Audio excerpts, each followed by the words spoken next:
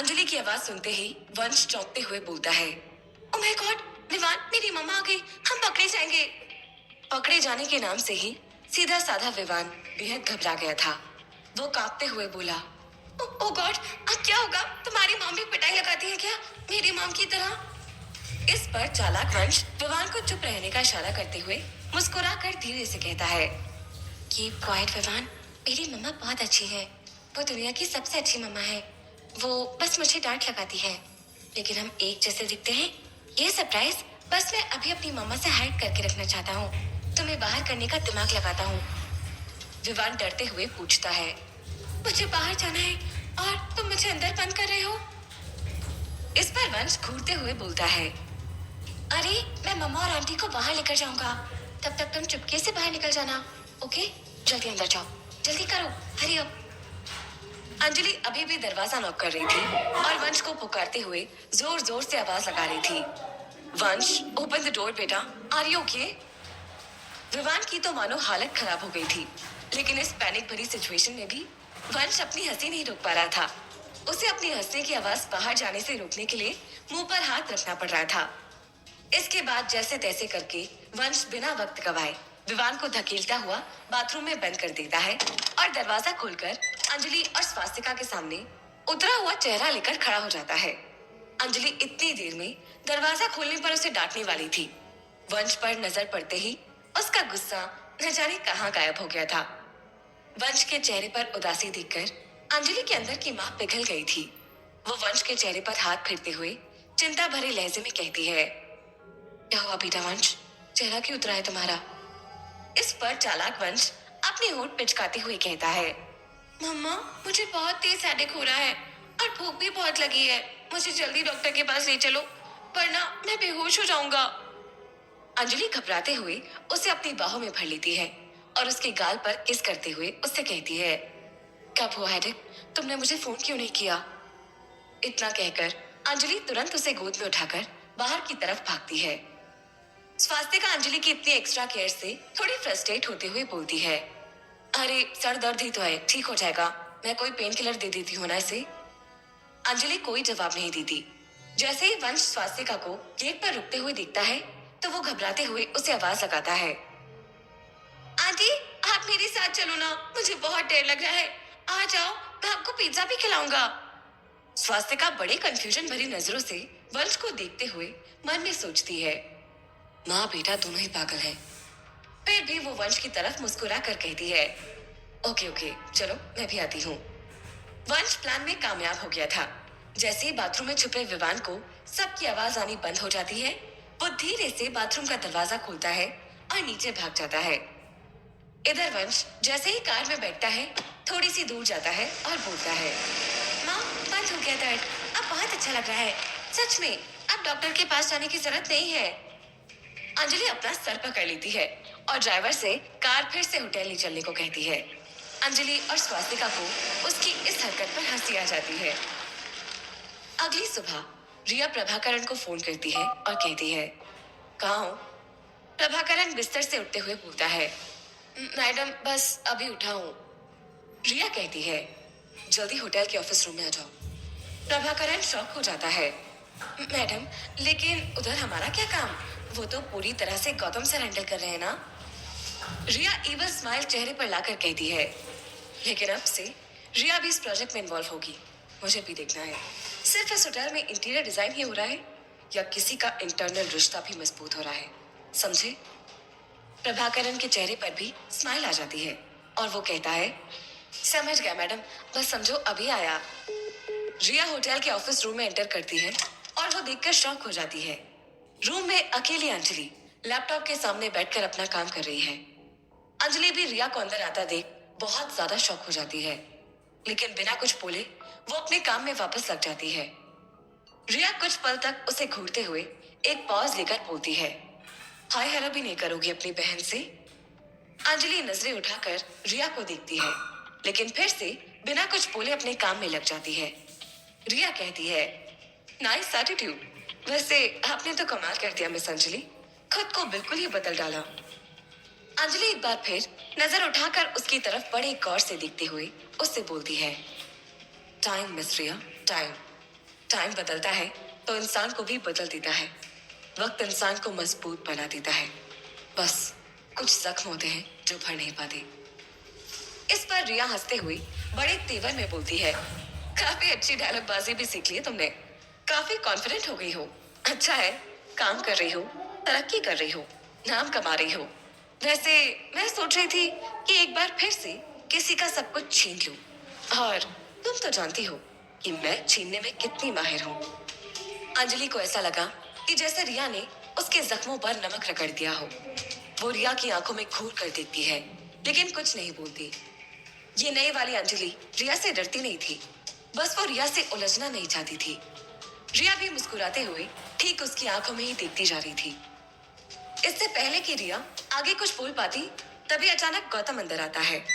उसे देखते ही रिया पलटती है और ताली बजाकर गौतम से कहती है, अरे वाह गौतम सर, आप। मैं अभी अभी आपकी नई डिजाइनर से मिली। आप भी मिले। ये है मिस अंजलि। ये हमारा ही एक प्रोजेक्ट कर रही हैं। आप तो जानते ही होंगे, मगर आपने मुझे बताया नहीं कि आप दोनों इतने करीब आ गए हैं कि आपने अपना ड्रीम प्रोजेक्ट ही इनके हवाले कर दिया है। Well done mister Gautam. Riya ने गौतम को अंजलि के साथ रंगे हाथों पकड़ लिया था। वो कुछ बहाना बनाने की कोशिश में शब्द तलाशने में लगा हुआ था कि तभी दरवाजा खोलकर गौतम की असिस्टेंट मालविका अंदर आती है और हंसते हुए कहती है, sir, board members have reached here. Will be on board in next 15 minutes sir. Gautam को आर्ग्यूमेंट से बचने का सटीक बहाना मिल गया था। वो अपनी घड़ी को देखता हुआ तुरंत ऑफिस से बाहर निकल जाता है। रिया मुस्कुराते हुए एक बार फिर अंजलि के पास जाती है और कहती है, सस्ते होठों पर महंगी लिपस्टिक अच्छी नहीं लगती मिस अंजलि। दीदी। इतना कहते हुए रिया ऑफिस से बाहर निकल जाती है। 15 मिनट बाद मीटिंग हो रही थी, क्योंकि रिया अब तक गौतम की कंपनी में 17% की शेयर होल्डर बन गई थी। इसलिए वो बिना गौतम से इजाजत लिए ही मीटिंग रूम में घुस गई थी और खुद ही बोर्ड पर नक्शे का रिप्रेजेंटेशन देने लगी थी। होटल का प्लान समझाते समझाते वो सबका ध्यान होटल के इंटीरियर पर खींच कर ले आती है और जानबूझकर अंजलि के डिजाइन में बेतुकी खामियां निकालने लगती है। अंजलि और गौतम दोनों को ही एक तेज झटका लगता है। मीटिंग में पीछे की तरफ स्वास्तिका भी बैठी थी।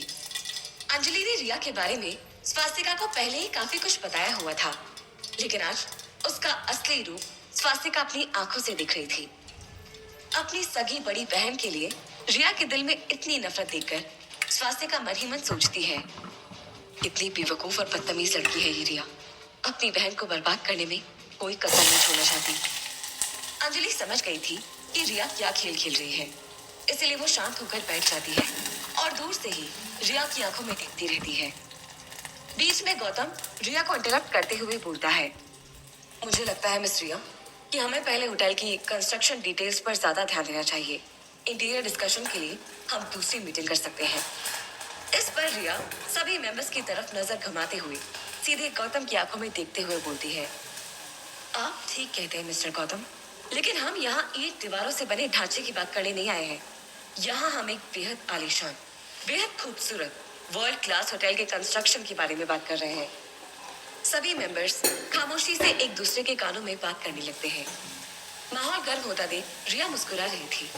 वो डायरेक्ट गौतम और अंजलि की आंखों में लगातार देखे जा रही थी। उसकी आंखों में अपनी जीत की चमक थी। तभी इस प्रोजेक्ट में गौतम का एक पार्टनर अपना गला साफ करते हुए गौतम से बोलता है, हम सबको लगता है कि मिस रिया की बात में थोड़ा दम तो है। Mister Gautam, would you mind clearing this out to all of us? Gautam मुस्कुराते हुए अपनी सीट से खड़ा होता है और अपना कोट सही करते हुए प्रोजेक्टर के सामने जाकर खड़ा हो जाता है। वो प्रोजेक्टर ऑफ करते हुए बोलता है, मैं आप लोगों की तरह ही मिस रिया की बात से बिल्कुल सहमत हूँ।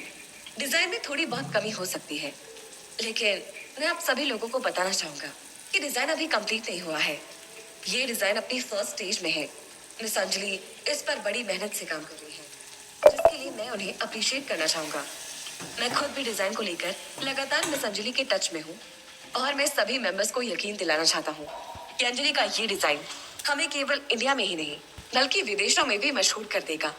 इतनी बड़ी टॉप डिजाइनर हमने हायर की है, तो डिजाइन क्या बेस्ट होना चाहिए फाइनल, इसका फैसला भी मैं अंजलि के हाथों में सौंपता हूँ। गौतम के खामोश होते ही पूरा मीटिंग हॉल तालियों की गड़गड़ाहट से गूंज उठता है। अंजलि और स्वास्तिका के चेहरों पर स्माइल लौट जाती है। गौतम सभी के सामने सिर झुकाते हुए मुस्कुराकर कहता है, thank you so much.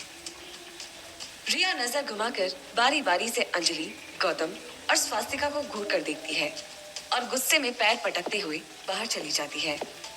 Meeting over होने के बाद अंजलि और गौतम बाकी मेंबर्स के साथ मीटिंग हॉल से बाहर आते हैं। रिया प्रभाकरण के साथ बाहर ही खड़ी थी। गौतम मेंबर से बात करता हुआ होटल से बाहर चला जाता है। अंजलि मुड़कर अपने डेस्क की तरफ बढ़ने लगती है, जहां स्वास्तिका खड़ी उसका वेट कर रही थी। अंजलि स्वास्तिका की तरफ बढ़कर उसे अपने दोनों अंगूठे दिखाते हुए मुस्कुराकर मीटिंग सक्सेसफुल होने का इशारा करती है। स्वास्तिका आगे बढ़कर अंजलि से हाथ मिलाते हुए उसे कांग्रेचुलेट करती है। रिया स्वास्तिका और अंजलि को देखते हुए मन में गुस्से में कहती है, आज तालियां मिली हैं, लेकिन कुछ दिनों में गालियां मिलेंगी। तभी रिया और प्रभाकरण उनके पास आकर खड़े हो जाते हैं। रिया मुस्कुराकर स्वास्तिका से हाथ मिलाते हुए कहती है, इतनी जल्दी आपको खुशी नहीं माननी चाहिए मिस स्वास्तिका। कुछ खुशी बात के लिए भी बचा कर रखिए, क्योंकि मैं आपकी डिजाइनर की पर्सनल और प्रोफेशनल लाइफ दोनों में ही तूफान लाने वाली हूँ। स्वास्तिका उसे देखती रह गई थी। इसके बाद रिया अंजलि की तरफ पलट कर कहती है, आपने यहाँ आकर बहुत बड़ी गलती कर दी है मिस अंजलि। आपने मुझसे उलझकर खुद को परेशानी में डाल दिया है। जंग कोई भी स्टार्ट करे, लेकिन जीतती तो हमेशा रिया ही है।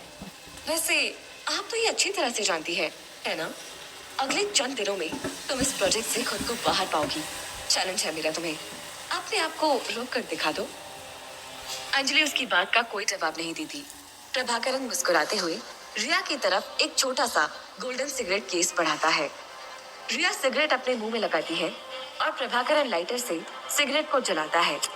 रिया गहरा लंबा कश लेती है और धुआं हवा में छोड़ती हुई पलटती है और तेज कदमों से चलती हुई बाहर चली जाती है। बहुत जल्द अंजलि को पता चलेगा कि सिर्फ चंद साल गुजरे हैं, रिया के तेवर नहीं। वो गौतम, मेरा बच्चा, मेरी जायदाद कुछ भी मुझसे नहीं छीन पाएगी। सोते हुए गौतम को देखकर रिया मन ही मन ये प्रण लेती है। वो अंजलि को धमकी दे चुकी थी, लेकिन अब समय था उसका नमूना दिखाने का। अंजलि की जिंदगी में फिर से तूफान लाने के लिए रिया एक प्लानिंग अपने दिमाग में बना चुकी है। अब बस उसे कल का बेसब्री से इंतजार है। अगले दिन सुबह मम्मा ऑफिस जा रही है। वापस आए तो उन्हें सारा फूड फिनिश चाहिए, ओके? वंश को गाल पर चूमते हुए अंजलि उससे कहती है, ओके मम्मा। वंश भी मुस्कुराकर जवाब देता है, क्या ओके? कल भी यही कहा था और आपने खाया नहीं था। अंजलि ने हल्का सा डांटते हुए कहा, अरे मम्मा, आपको पता है ना, मुझे लौकी की सब्जी नहीं पसंद। वंश फिर से कहता है। अंजलि इस बात पर नरमी से मुस्कुराते हुए उसे समझाती है, बड़ा एस्ट्रोनॉट बनना है ना वंश को, तो हेल्दी फूड खाना पड़ेगा। ये कहने के बाद अंजलि वंश को बाय बोलकर ऑफिस के लिए चली जाती है। अंजलि के ऑफिस जाने के बाद वंश भी अपने होटल से बाहर निकलता है। मेले में वंश और विवान फिर से अपनी सेम जगह पर आकर मिलते हैं। इस बार दोनों एक दूसरे को देखकर थोड़ा आश्चर्यचकित हो जाते हैं। अरे, तुमने तो बिल्कुल मेरे जैसे कपड़े पहने हैं। वंश विवान के कपड़े देखकर कहता है, नहीं, तुमने मेरे जैसे कपड़े पहने हैं। विवान कहता है और फिर दोनों खिलखिलाकर हंस पड़ते हैं। ये मेरी मम्मा ने मेरे लिए माउंट आबू से लिया था। वंश बताता है तो विवान भी बोल पड़ता है, ये मेरे डैड लेकर आए थे। दोनों की पसंद मिलती जुलती है, वंश बोलता है और फिर दोनों अपनी बातें शुरू कर देते हैं। वो एक झूले पर खेलते खेलते ही अपने दिन भर की बातें बताने लग जाते हैं। क्या तुम बाहर का खाना खाते हो? How lucky. बाहर का खाना सुनकर वंश की आंखों में चमक आ जाती है। क्या लकी, रोज पिज्जा, बर्गर और टिक्की खाना पड़े तो क्या हालत होती है, तुम क्या जानो। इधर विवान, जिसे अपनी दुर्गत समझा था, वो सुनकर वंश के मन में लड्डू फूटे जा रहे थे। ऊपर से नौकर इधर उधर चक्कर लगाते रहते हैं, दिन भर बस कुछ ना कुछ पूछते ही रहते हैं, जरा सी शांति नहीं है। विवान अपनी बच्ची बात को कंप्लीट करता है। उसकी बात सुनकर तुरंत ही वंश बोल पड़ता है, तब तो तुम्हें मेरे घर आना चाहिए। पूरे कमरे में मेरे अलावा कोई नहीं, और खाने के लिए मम्मा के हाथ का बना खाना है। वो ऐसे मुंह बनाकर बोलता है जैसे उन चीजों से वो तंग हो। लेकिन इस बात पर विवान के दिमाग में तितलियां उड़ने लगती हैं। फिर वो सच्चाई के धरातल पर आता है। लेकिन घर भी तो जाना है ना, वरना वो हमें ढूंढते हुए आ जाएंगे। ये बोलकर विवान झूले से उतरता है, पर जब वो पीछे मुड़ता है तो देखता है कि वंश किसी ख्याल में डूबा हुआ है। क्या हुआ? चलो, जाने का समय हो गया है, विवान वंश को कहता है। वंश उसे चमकते चेहरे से देखता है, मानो उसके दिमाग में कुछ चल रहा हो। क्या हुआ? विवान पूछता है। उन्हें हमें बस देखना ही तो है, तो दिखा दो, वंश कहता है। उसके चेहरे पर एक चतुराई भरी मुस्कान उभर आई। क्या मतलब? विवान अभी भी उलझन में है। उसे कुछ समझ नहीं आता है। अरे, तू मेरे होटल चला जा, मैं तेरे घर जाकर टाइम पास कर लूंगा। मेरे होटल में कोई नहीं मिलेगा अभी। तेरे घर में भी बस तेरी दादी होगी। बाकी नौकर लोगों को तो मैं बहुत अच्छे से हैंडल करना जानता हूँ, वंश इस तरकीब को सुझाता है। तो विवान भी कुछ पल को हक्का पक्का रह जाता है, लेकिन विवान को थोड़ी झिझक रहती है, तो वंश उसे अपनी बातों से मना लेता है। थोड़ी आनाकानी के बाद विवान भी इस तरकीब के साथ जाने को तैयार हो जाता है। लेकिन हमें सब सावधानी से करना होगा। अगर किसी को भी पता चला तो हमारी बैंड बच जाएगी, विवान कहता है। अरे, लोग सिर्फ शक्ल देखते हैं और उसमें कोई अंतर नहीं है, कुछ नहीं होगा, वंश विश्वास दिलाता है। और वैसे भी सिर्फ 1-2 घंटे की बात है, तो फोन पर बात करके वापस अपनी जगह आ जाएंगे, मजा आएगा बहुत, वंश का आत्मविश्वास विवान को भी हिम्मत देता है। और इस बार दोनों अपनी जगह बदल लेते हैं। विवान और वंश दोनों अपनी अपनी कैब बुक करते हैं और वंश पहुंच जाता है विवान के घर और विवान पहुंच जाता है वंश के होटल। होटल के कमरे में पहुंचने के बाद सबसे पहला काम विवान वही करता है जो वंश ने उसे बताया होता है। वो फ्रिज खोलता है और अंदर रखे टिफिन को बाहर निकालता है। इसमें अंजलि के हाथों की सब्जी बनी रखी होती है, जिसे सुनते ही आनंद से विवान मेस्मराइज्ड हो जाता है और तुरंत ही टिफिन में रखी सब्जी और रोटी निकालकर खाता है। कमरे में शांति है और खिड़की से बाहर का सुंदर नजारा देखा जा सकता है। वो वहीं बैठकर सुकून से खाता है। ये वो अनुभव था जो विवान हमेशा से करना चाहता था। आज वो खुश था और मजे में था। यही हाल विवान के घर में वंश का भी था। नौकर भी हक्के बक्के थे, क्योंकि उनकी नजर में जो विवान था उसने अब तक पिज्जा और बर्गर के 2-2 ऑर्डर निपटा दिए थे, लेकिन वो आज उल्टे हाथ से खाता था। विवान हमेशा सीधे हाथ से खाता था। एक नौकर बोल पड़ता है, ये छोटे सर को क्या हुआ? आज एक तो उल्टे हाथ से खा रहे हैं और कुछ एक्स्ट्रा खा रहे हैं। बर्गर और पिज्जा के बॉक्स पूरी तरह साफ किए जा चुके थे। वंश बिस्तर पर बैठा डकार ले रहा था। लता भी जब उसके कमरे में आई तो ये देखकर दंग रह गई थी। ये सब किसने खाकर फेंका है? हाँ, लता कमरे की हालत देखकर पूछती है। नौकर बोलता है, दादी, ये सब छोटे सर ने किया है। आश्चर्य से लता की आंखें फट जाती हैं। हाय हाय, ये 5 टुकड़े भी ठीक से ना खाने वाला इतना कुछ खा गया। राम राम, ये मैं क्या बोल रही हूँ? नजर लगाऊंगी कि अपने ही पोते को। खा बेटा, जी भर के खा। विवान ने वंश को अपनी दादी के बारे में जानकारी दे दी थी।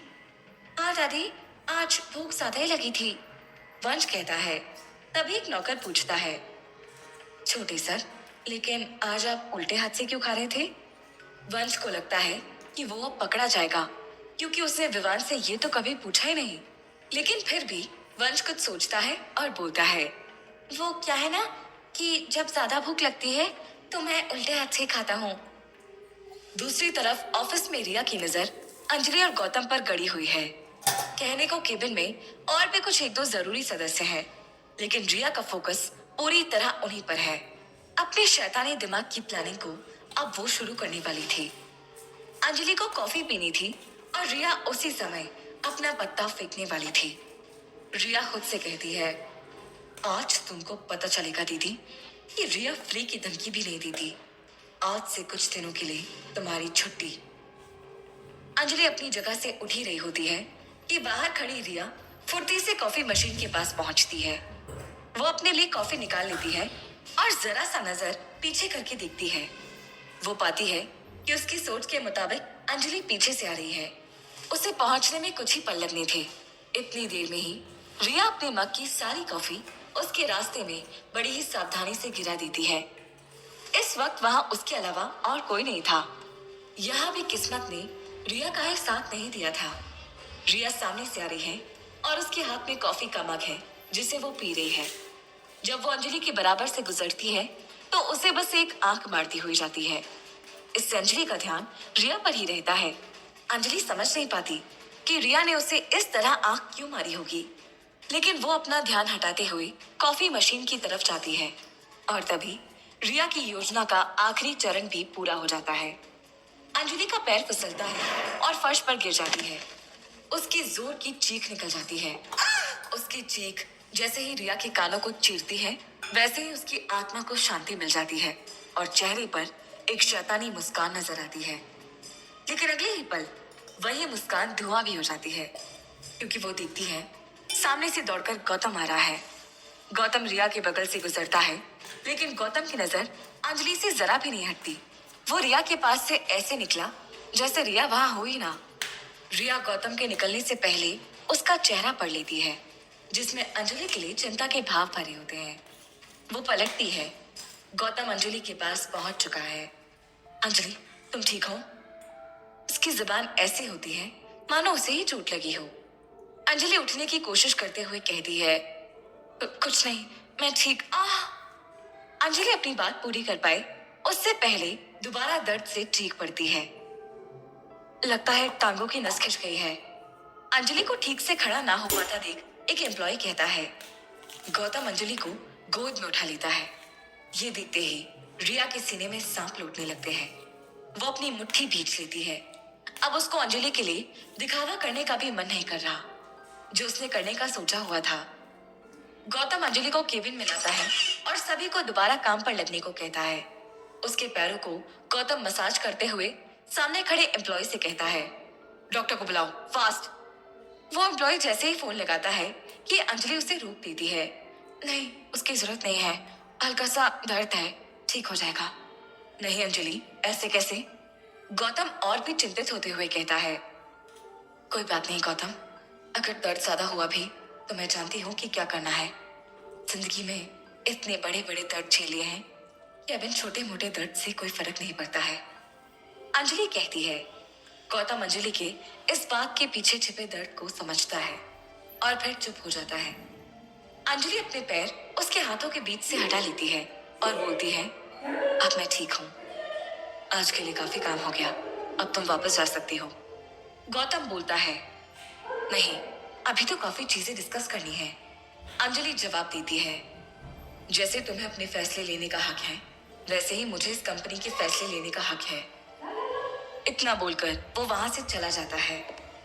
गौतम अंजलि को ऑर्डर देकर वहां से निकल गया था, लेकिन बाहर खड़ी रिया को देखकर गौतम समझ चुका था कि आज घर पर एक बड़ा तूफान आने वाला है। गौतम और रिया की नजरें एक पल के लिए एक दूसरे से मिली, लेकिन अगले ही पल गौतम के फोन पर लता जी का फोन आता है। गौतम जैसे ही लता जी का फोन पिक कर लेता है, वहां से लता जी गौतम से पूछती है, गौतम क्या हुआ, इतनी देर से फोन कर रही हूँ, तुमने मेरा फोन नहीं उठाया? गौतम जवाब देता है, माँ मैं थोड़ा बिजी था, मैं और रिया बस थोड़ी ही देर में घर आने वाले हैं, मैं तब आपको सब बताता हूँ। गौतम से बात करते हुए लता जी बोलती है, ठीक है गौतम, तुम और रिया जल्दी आ जाओ।